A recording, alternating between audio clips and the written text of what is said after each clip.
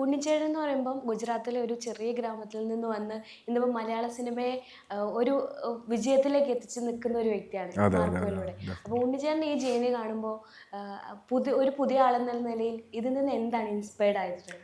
Inspired ആയിട്ടുള്ളൊരു കാര്യം വേറെ ഒന്നുമില്ല, കോംപ്രമൈസ് ഇല്ല.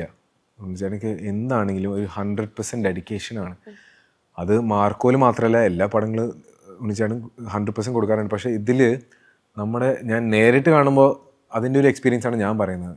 ഇത് ഡയറ്റിൻ്റെ കാര്യമാണെങ്കിലും ക്യാരക്ടറിൻ്റെ ഒരു ക്യാരക്ടറിസ്റ്റിക്സ് ആണെങ്കിലും പിന്നെ ഉണ്ണിച്ചേട്ടൻ്റെ ഡയലോഗ് ഡെലിവറി എല്ലാം അതിൻ്റെ ഒരു കോംപ്രമൈസ് ഇല്ല. ഞാൻ ഡബ്ബിങ്ങിലും ഉണ്ണിച്ചേട്ടനെ കണ്ടിട്ടുണ്ടായിരുന്നു.